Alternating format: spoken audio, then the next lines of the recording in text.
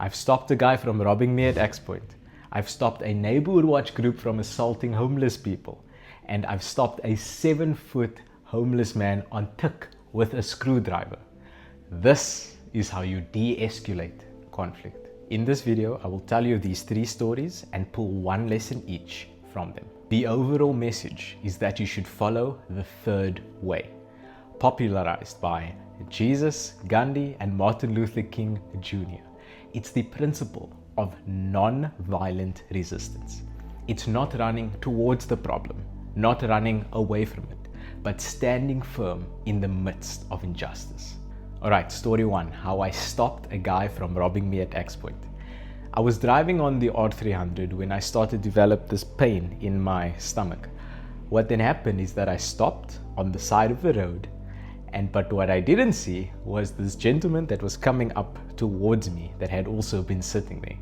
And after a while, without me knowing it, he came closer and closer to the car and eventually then got in, and I saw he had an axe.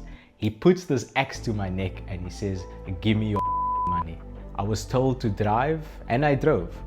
But what I did next is the lesson I want you to get from this, is that while I was driving, I started to treat him normally. I in fact put my hand out to him and said, "Hi, my name is Enrique. What is your name?" I started to ask him about his life. I started to ask him about his story. And slowly but surely, this guy who still had an axe to my neck started opening up to me. Eventually, he told me to stop the car. He wants to get out. At which point I thought, okay, cool. Now this thing's over. Now I'm going to die. However, what he told me when we stopped was that he wants to get out of the car. I can keep my stuff. I don't deserve to get robbed. To which, of course, I was completely dumbfounded. But he said that no one had ever treated him with such kindness and grace before, which is why he didn't want to rob me. And this is the first lesson I want you to get from this in de-escalating conflict. It is to make the abnormal normal. You see, what happens in a situation like that is, even though you might be anxious in the situation, the people or the person involved in the conflict is also anxious. And you've got to shift the situation from being processed by the amygdala, the fight or flight part of the brain, to the prefrontal cortex, the part of the brain responsible for logical and rational thinking. And so that's the first lesson. Make the abnormal normal. Okay, story number 2.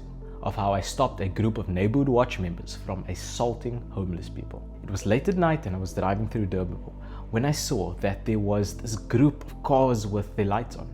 As I approached, I could see there was this group of people, about 15 to 20 neighborhood watch members that were standing over in a semicircle, this group of 4 homeless guys.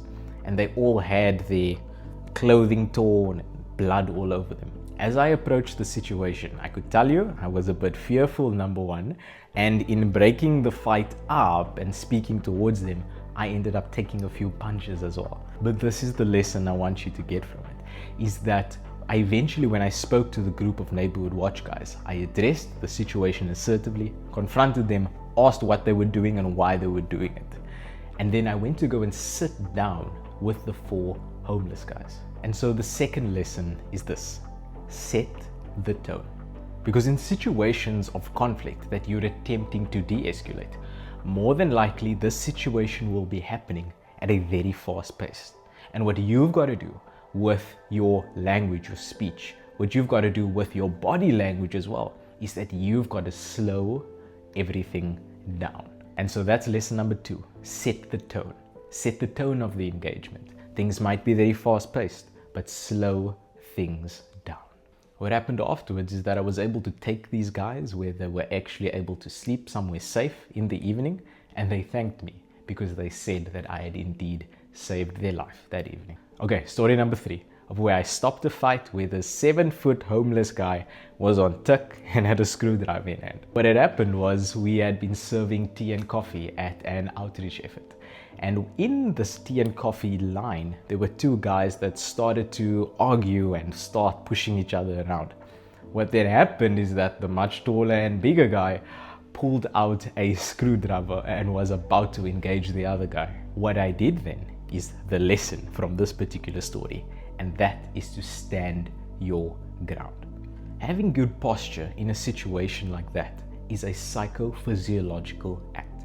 And what that means to say is that your body is signaling to your brain and your brain back then signaling to your body. It's signaling to yourself and to others around you that you have a sense of competence and that you have a sense of confidence. The virtue here lies between the two vices.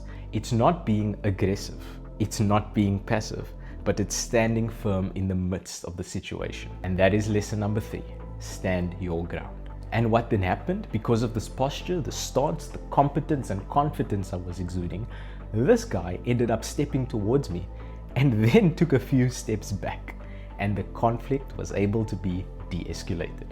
So in this video, we spoke about how to de-escalate conflict.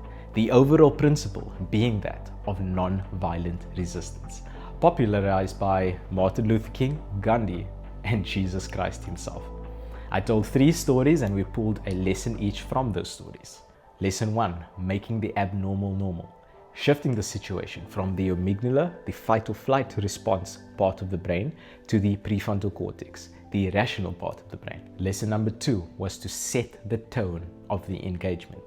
From it being a fast-paced engagement where people don't have time to process, from it being a slow-paced one, where you and the others have time to think about what's actually going on in the situation. And lesson number 3, to stand your ground. It's a psychophysiological act that signals to yourself and signals to others as well that you have a sense of competence and that you have a sense of confidence. Now remember to use these 3 techniques if you ever see a situation of conflict and you need to de-escalate it. Remember that we are not called to be peacekeepers, but instead peacemakers. And a peacemaker intentionally goes into spaces like that and brings order to the chaos. I'm looking forward to us being a peacemaking force in this world. And I'm looking forward to changing the world with you.